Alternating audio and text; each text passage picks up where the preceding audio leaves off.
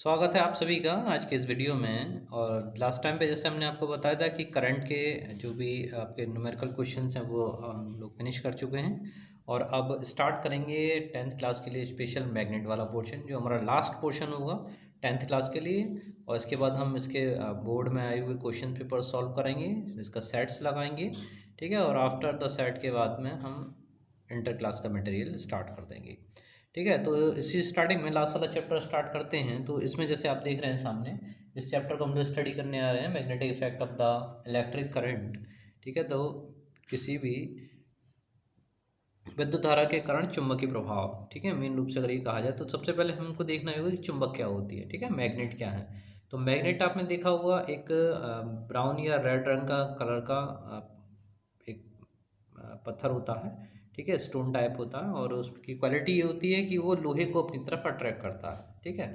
Simple way में अगर किसी भी मैग्नेट की अगर हम लोग बात करें तो मैग्नेट के दो पोल्स यानी दो ध्रुव पाए जाते हैं, एन पोल और एस पोल, ठीक है। यहाँ पर मेरे पास एक रॉड मैग्नेट है, एक क्षण चुंबक है, ठीक है। मार्केट में आपको उसका पेयर 50 to 60 रुपीज़ का मिल जाएगा। It is depend upon capacity, इसकी मैग्नेटिज्म पावर के ऊपर डिपेंड करती है इसकी जो प्राइस है, ठीक है। तो 60-70 रुपये का मार्केट से ख़रीदा मैंने, तो आपको भी ईजिली आपको मिल जाएगा, ठीक है। ये दो मैग्नेट आप मेरे हाथ में देख रहे हो, ठीक है ना। तो इनकी क्वालिटी ये है कि इसका एक एन पोल है और एक आपका एस पोल है। इसको रॉड मैग्नेट या क्षण चुंबक बोलते हैं, ठीक है। इसका एक एन पोल होगा और एस पोल। किसी भी मैग्नेट की बात अगर आप करें तो उसमें भी एन पोल और एस पोल की तरह इंडिकेशन के रूप में यहाँ पर ये लगा रखा है। सेम पोल जो होंगे जैसे आप देख रहे हो, ठीक है, ये मैं अपने आप नहीं कर रहा, ये स्वतः ही हो रहे हैं, ठीक है, अपने आप ही। क्यों? क्योंकि both are the same poles, ठीक है। समान जो ध्रुव हैं वो क्या करते हैं, एक दूसरे को रिपेल करते हैं, ठीक है। तब ठीक है ना, देखिए, देख रहे हैं आप, ये अपने आप ही हो रहा है, ये मेरे हाथ से नहीं, ये सेल्फ ही क्या कर रहा है, इसके ऊपर फोर्स इम्प्लाई कर रहा है, जिसके कारण ये एक दूसरे को प्रतिकर्षित कर रहे हैं, ठीक है। अगर अपोजिट पोल्स की अगर हम लोग बात करें तो अपोजिट पोल जो होते हैं वो अट्रैक्ट टू ईच अदर, ये क्या कर रहे हैं, एक दूसरे को अपनी तरफ खींच रहे हैं, एक नॉर्थ पोल और एक साउथ पोल। समझ में आया सभी के? तो यही चीज़ हमको देखनी है कि जब हम किसी वायर में से किसी इलेक्ट्रिक करंट को जब पास ऑन करते हैं, विद्युत धारा को प्रोवाइड करते हैं किसी भी तार के अंदर से, ठीक है, किसी चालक के अंदर से, तो उसमें भी उसके भी चारों तरफ एक मैग्नेटिक फील्ड इंड्यूस हो जाता है, ठीक है ना। जैसे आपने अपने यहाँ पर देखा। तो अब अगर केवल एक मैग्नेट की बात की जाए और उसके आसपास के चुंबकीय क्षेत्र की बात की जाए तो उसके लिए कंपास बॉक्स और लेते हैं, ठीक है। ये कंपास बॉक्स मेरे पास है, आप देख सकते हैं, ये कंपास बॉक्स है। और इसमें भी जो आप बीच में एक एरो का निशान देख रहे हैं, एरो के रूप में आप जो यहाँ देख पा रहे होंगे, ठीक है ना, ये एरो जो है खुद में एक सेल्फ एक मैग्नेट है, ठीक है ना, अपने में स्वतः एक चुंबक है जो नॉर्थ और साउथ पोल पे रुक जाता है, पे जाकर ठहरता है। अगर हम किसी ग्लोब की बात करते हैं तो ग्लोब को अगर आप समझें तो इससे आप उदाहरण ले सकते हैं। जैसे ये मेरे पास एक ग्लोब है और ये पूरा आपका ग्लास का बना हुआ, कांच का बना हुआ है, ठीक है। आप जैसे देख पा रहे होंगे ये ऊपर पोल्स, ठीक है ना। तो इस पोल्स में अगर इस मैग्नेट को रखा जाए तो इसका व्यवहार कुछ इस तरीके से होगा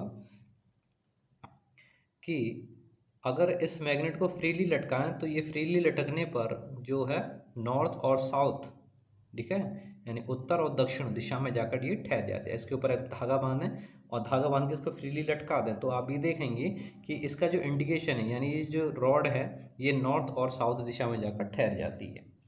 तो इसमें हम बात करें कि अगर पृथ्वी का उत्तरी ध्रुव, ठीक है, और इसका दक्षिणी ध्रुव, तो ये उसकी तरफ ही इंडिकेशन करती हुई ये आपकी जो मैग्नेट है वो रखी जाएगी या इसको वो इंडिकेट करेगी, ठीक है जी। अब इसके बाद बात करते हैं, जैसे मैंने बताया था आपको एक कंपास बॉक्स के बारे में। तो कंपास बॉक्स का मतलब क्या है कि ये स्वतः में एक पूर्ण चुंबक है। अगर आप इसको फ्रीली इस तरीके से रख देंगे तो इसमें डायरेक्शंस बनेंगे, ठीक है, दिशा बनेगी जो नॉर्थ और साउथ में जाकर वो ठहर जाएगा। इसके द्वारा आप दिशाओं का निर्धारण भी कर सकते हैं। अब अगर किसी चुंबक के पास में इस निडल को हम लेके आए तो ये फिक्स हो जाती है, देख रहे हैं आप, ये जैसा लग रहा है इसे जड़ गई, ठीक है। और अगर हम इसको दूर ले जाए इससे तो आप देख रहे हैं फ्रीली वो घूम रही है। लेकिन हाँ, अगर इसके पास ला के रख देते तो आप जैसे देख पा रहे होंगे इसके हाथ में क्या हो गई, फिक्स हो गई। अब देखिए ये अपने आप रोटेट कर रही है, ठीक है, देख पा रहे होंगे आप कि यहाँ पर इसकी टेल आ रही है और यहाँ पर ये जा रही है, ठीक है ना। तो ये जो कंपास बॉक्स है ये हमें साइन देता है, ये हमें बताता है कि कहाँ पर मैग्नेटिक फील्ड उपस्थित है, कहाँ पर मैग्नेटिक फील्ड उपस्थित है, ठीक है ना, कहाँ पर चुंबकीय क्षेत्र आपका उपस्थित है। ओके, यहाँ पर अगर मैग्नेटिक फील्ड को दिखाना है तो उसके लिए चुंबकीय बल रेखाएं यानी मैग्नेटिक फोर्स लाइंस, जैसे आपने यहाँ पर देखा था कि ये रेखाएं यहाँ से निकल रही हैं और यहाँ पर जाकर समाप्त हो रही हैं, ठीक है ना, तो यहाँ से निकल रही हैं और यहाँ पर जाकर समाप्त हो रही हैं। तो यहाँ पर जो एक काल्पनिक, अगर हम इमेजिनरी बल रेखा का ग्राफ प्लॉट करें तो वो रेखाएं यहाँ से स्टार्ट हो रही हैं और यहाँ पर समाप्त हो रही हैं, यानी ये वाला आपका नॉर्थ पोल है, ये आपका साउथ पोल है, यहाँ से रेखाएं चली यहाँ पर समाप्त। और केवल एक कर्व आपको नहीं मिलेगा, एक वक्र आपको प्राप्त नहीं होगा, यहाँ पर हम कई सारी लाइंस आपको प्राप्त होती हैं। इसके लिए एक बड़ा अच्छा ग्राफ, एक बहुत अच्छा एक्सपेरिमेंट हुआ करता था पहले, ठीक है, अगर पॉसिबल हुआ तो मैं आपके लिए उसको करके दिखाऊंगा। इसके द्वारा हम मैग्नेटिक फील्ड लाइंस बना, बड़ा अच्छा डायग्राम आता है, ठीक है ना। तो यहाँ पर जैसे कि हमने बात कर ली काफ़ी कुछ, ठीक है, मैग्नेटिक फील्ड लाइंस को हम समझ चुके हैं। तो अब अगर इसको ड्रॉ किया जाए तो जैसे आपने बुक्स में देख रखा होगा कि एक क्षण चुंबक, वही एन और एस पोल, ठीक है, नॉर्थ से शुरू होंगी और साउथ पर समाप्त होंगी, ठीक है। तो अभी जो डायरेक्शन आप लोग देख रहे थे, ठीक है ना, तो उसको हमें with the help of pencil की सहायता से हम इस तरह की वहाँ पर लाइंस को ड्रॉ करते हैं। बहुत अच्छा एक्सपेरिमेंट है, ये भी मैं आपको शो करके दिखा दूंगा, ठीक है ना। तो इस तरह की फील्ड लाइंस वहाँ पर चलती हैं, यहाँ से चलेंगी और यहाँ पर जाकर समाप्त होंगी। ओके, तो यहाँ पर हमें जो मैग्नेटिक इफेक्ट है, मैग्नेटिक इफेक्ट का मतलब कि अगर हम किसी चुंबक के पास में किसी मैग्नेटिक कंपास बॉक्स या चुंबकीय सुई को लेके आए तो वो अपने ऊपर एक फोर्स का अनुभव करने लगता है, ठीक है, इस फील्ड का फोर्स, ठीक है। और यही चीज़ कब होती है, जब हम इलेक्ट्रिक करंट वहाँ पर रखते हैं। कहने का मतलब ये हुआ कि अगर किसी सीधे तार में होकर विद्युत धारा बह रही हो, ठीक है, तो उसके इस तरफ और इस तरफ, यानी इस वाले क्षेत्र में और इस वाले क्षेत्र में मैग्नेटिक फील्ड की डायरेक्शन क्या होगी और उसके कारण इंड्यूस्ड मैग्नेटिक फील्ड कितना होगा, ठीक है, विद्युत क्षेत्र उस पर कितना उत्पन्न होगा, इस सब का मान हमको पता करना होता है। अगर चुंबकीय क्षेत्र उत्पन्न करने की बात कही जाए तो चुंबकीय क्षेत्र को किस तरीके से उत्पन्न किया सकता है, एक तो स्थायी चुंबक के द्वारा, जो आपने मैग्नेट अभी रख के देखा था, ठीक है। दूसरा, अगर किसी सीधे या वृत्ताकार तार में, ठीक है, आप किसी एक लूप भी ले सकते हो, आर त्रिज्या का एक लूप ले लें और उस लूप में क्या करें, विद्युत धारा को प्रवाहित कर दें, ठीक है ना, एक करंट को पास ऑन कर दें, तब भी क्या होगा कि इसके कारण भी मैग्नेटिक फील्ड उत्पन्न होगा। कहाँ उत्पन्न होगा, अगर आपको पता करना है कि इस लूप के केंद्र पर कितना मैग्नेटिक फील्ड होगा या इसकी डायरेक्शन कितनी होगी, तो इसके लिए दोनों के लिए डेरिवेशंस हैं, ठीक है, इनके फॉर्मूले अभी आपको यहाँ पर हम बताएंगे।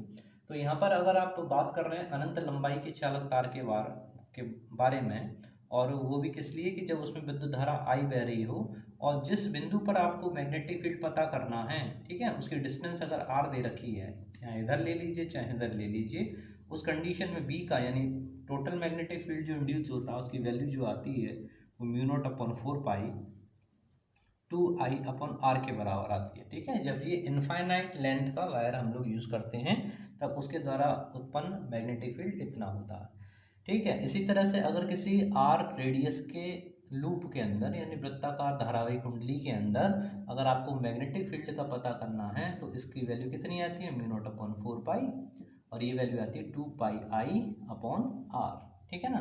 तो इसमें और इसमें अंतर किसका है, इसमें अंतर है सिर्फ पाई का, ठीक है ना।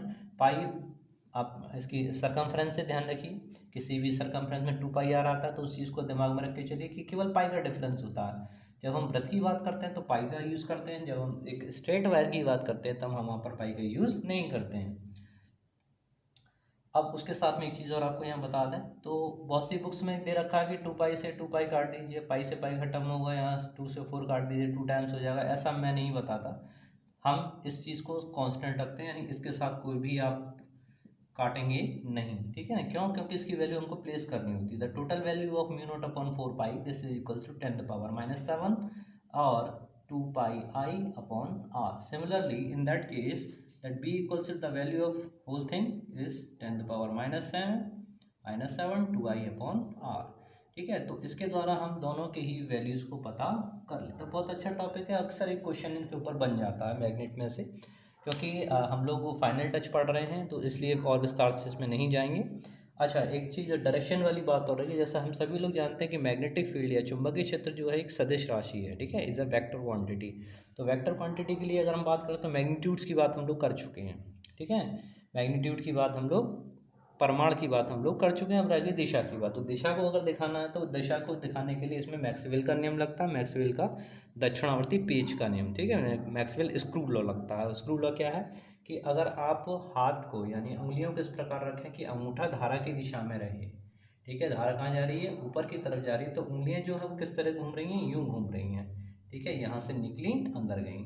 समझ में आ रहा है ना, ठीक है। तो उस कंडीशन में क्या करोगे आप कि यहाँ से गई अंदर, तो अंदर के लिए मैग्नेटिक फील्ड दिखाते हैं क्रॉस से, और जहाँ से बाहर यानी लंबवत बाहर की तरफ निकल रही है वहाँ के लिए हम डॉट का यूज़ करते हैं। तो यहाँ पर जब हम बात करें तो ये इंडिकेशन है लंबवत अंदर की तरफ, सॉरी लंबवत बाहर, अंदर वाला तो ये है लंबवत बाहर, और ये इंडिकेशन है लंबवत अंदर की ओर।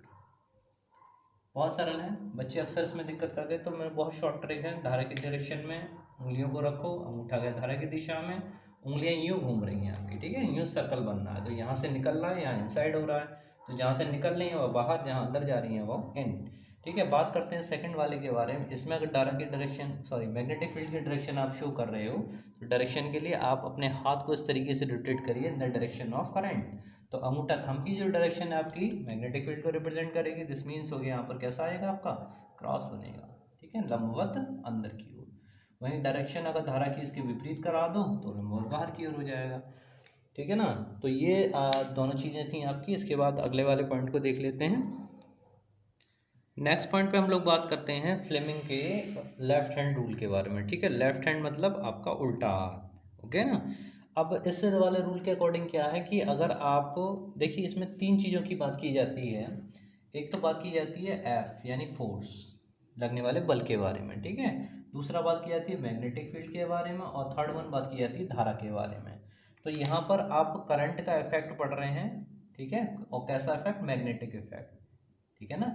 इलेक्ट्रिक करंट के कारण मैग्नेटिक फील्ड के इफेक्ट आप लोग पढ़ रहे हैं, और ये देख रहे हैं कि उसमें जब भी हम किसी चालक तार में विद्युत धारा प्रवाहित करें और उसको किसी चुंबकीय क्षेत्र में रखते हैं तो उस पर एक बल यानी फोर्स काम करने लगता है, ठीक है। तो फ्लेमिंग ने बताया कि इन तीनों की डायरेक्शन क्या होगी, तो इन तीनों की डायरेक्शन जो होती है एक दूसरे के परपेंडिकुलर होती है, वे एक दूसरे के लंबवत होती है, ठीक है। लंबवत का मतलब ये है कि ये तीनों जो है वो एक दूसरे के साथ में 90 डिग्री का एंगल बनाएंगे। फॉर एग्जांपल आप इस तरह से समझ सकते हैं कि ये हो गया, ठीक है, और उसके साथ में ये वाली डायरेक्शन।